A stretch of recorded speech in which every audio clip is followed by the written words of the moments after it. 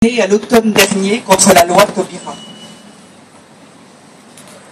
Au départ, nous ne savions pas si nous serions 100, 1000 ou 10 000, 100 000, puis nous avons été plus d'1 million. Ce mouvement nous dépasse. Il va bien au-delà de ce que nous imaginions. De nombreuses initiatives en sont nées, spontanées, portées par les cœurs et l'esprit de milliers d'hommes et de femmes, de tous les âges, de toutes les origines, de toutes les confessions, de toutes les conditions. C'est la beauté de la Manif pour tous, sa vitalité, c'est maintenant notre force. Plus rien ne nous arrêtera. Et puis il y a vous, les veilleurs. Vous êtes un peu à part. Oh, non pas que je veuille dire que vous n'êtes pas comme les autres, que votre combat n'est pas le même que le nôtre. Non, bien sûr. Vous vous êtes dès le départ inscrits dans nos idéaux. Mais vous avez quelque chose de différent, quelque chose en plus que nous n'avons pas. Qu'est-il ce quelque chose? Vous êtes la raison de ce mouvement. Vous incarnez son discernement. Ce n'est pas rien, c'est essentiel. Vous rappelez à certains de nos sympathisants pouvant s'égarer le sens de notre combat. Quand nous pouvons être las face à l'injustice à laquelle nous devons faire face, que ce soit par le mépris affiché, le refus du dialogue, l'emploi de la force et enfin l'emprisonnement. Oui, vous nous rappelez la grandeur de l'être humain, cet animal doué de raison, quand il décide d'être pacifique, à l'écoute, ouvert au dialogue. En avant, calme et droit pourrait être votre devise. Vous rappelez à tous que l'écoute de la lecture des grands textes, qu'ils soient anciens, modernes ou contemporains, agit comme une source de vitalité.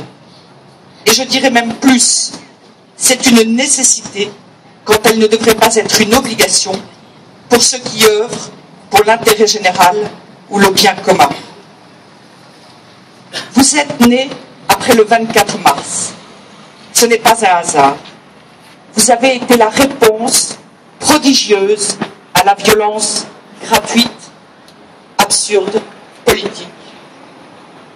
En essaimant partout en France, vous avez comblé un espace que les esprits et les cœurs, dans le fond, attendaient. Les veilleurs sont un des visages de la Manif pour tous, de la mobilisation. Un visage particulier que l'on découvre à la nuit tombée. Vous me faites penser à la sculpture de Brancusi, la muse endormie. Vous la connaissez? C'est une tête ovale qui repose couchée. Le conservateur qui en a la responsabilité l'a décrit en utilisant ces mots. Le visage semble naître à une nouvelle naissance, plus spirituelle, d'où émane une impression de stabilité, une sensibilité d'une extrême douceur affleure à la surface de la bouche, des yeux, des cheveux. Un espace infime existe entre l'apparence possible du visage et sa disparition imminente. La main de l'artiste s'est effacée pour laisser la place à la matière particulièrement pure du marbre ou du bronze. L'être contenu dans cette forme ovale semble s'ouvrir à la conscience du monde. À la suite de ce chef-d'œuvre, Brancusi sculpta le nouveau-né, le commencement du monde et le premier cri. Brancusi, sculpteur génial, nous a déposé cette tête, celle d'une muse, veilleuse naturellement.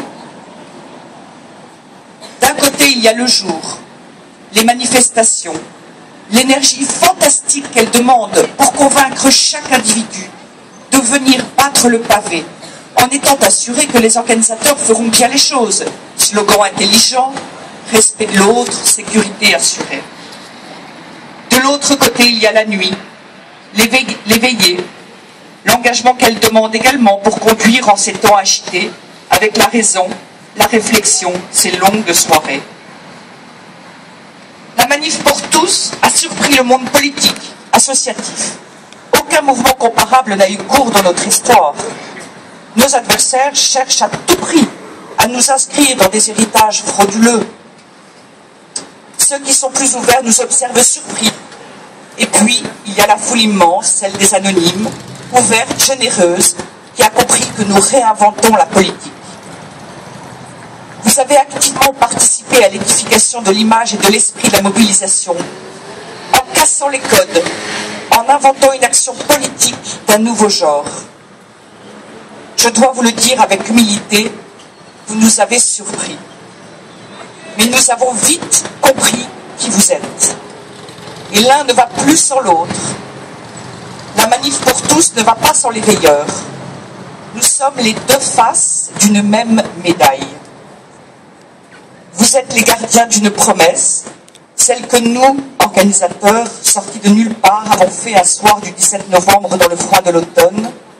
L'hiver passé, vous êtes venus au printemps, éclosant avec la nature. Vous avez magnifiquement compris le sens de notre combat.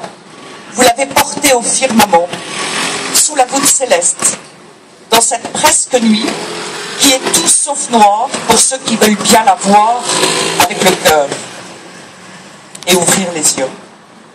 Nous sommes attentifs à ce que vous faites, comme vous l'êtes à notre égard. Cette bienveillance mutuelle nous permet de cheminer côte à côte. Elle nous renforce chacun. Versailles, Versailles, que ton nom est chargé d'histoire.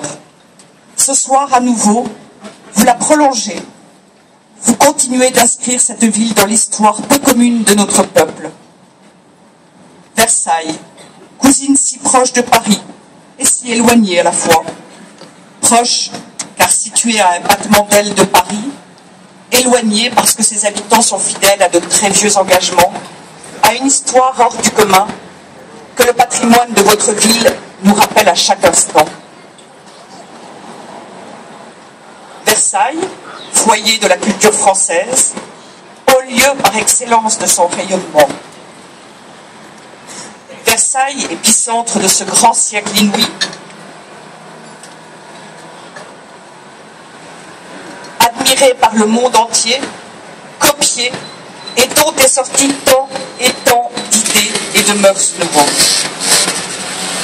Versailles, et nous pouvons nous remémorer en ce 4 juillet, fête de l'indépendance américaine, le lieu où la France décida de soutenir le peuple américain afin qu'il soit libre. Versailles donc, mère des révolutions. À nous maintenant de pouvoir de poursuivre celle que nous avons commencé de faire il y a plusieurs mois maintenant, et de redonner le goût de la liberté, la vraie liberté, à nos contemporains. Versailles, veilleur, Rimbaud aurait su faire chanter ce V qui sonne comme une victoire. Oui, vous êtes l'incarnation de plusieurs victoires que nous avons remportées au cours de ces dernières semaines. Grâce à votre action, grâce au souffle que vous portez sans relâche, avec abnégation, la mobilisation a réussi à influer sur les débats, à éveiller des consciences, à ouvrir une large brèche, à faire hésiter le gouvernement, qui a même reculé sur certains de ses projets, qui hésite sur les autres, il avance et recule.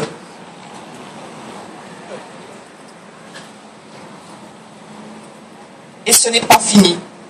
Je connais votre détermination, votre sagesse. Je sais quelle vision est la vôtre des réformes sociétales.